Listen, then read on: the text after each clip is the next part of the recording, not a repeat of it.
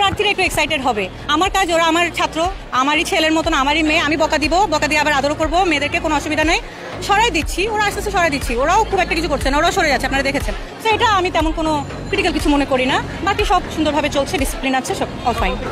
হ্যাঁ, খুব মাশাআল্লাহ, আলহামদুলিল্লাহ, সোফার খুব সুন্দরভাবে, না কি বলবো, অনেক ভালোভাবে ওরা দিচ্ছে। এত গরম, এত কষ্ট হচ্ছে, আই ক্যান আন্ডারস্ট্যান্ড, সবারই কষ্ট হচ্ছে। ভিতরে যারা ভোট নিচ্ছেন, আমরা যারা দৌড়াচ্ছি, যারা আমাদের ছাত্রীরা যাচ্ছে, কিন্তু তাও দেখেন সবাই খুব উচ্ছ্বাসিত, খুবই এক্সাইটেড, খুবই এনথুজিয়াজম ওদের মধ্যে।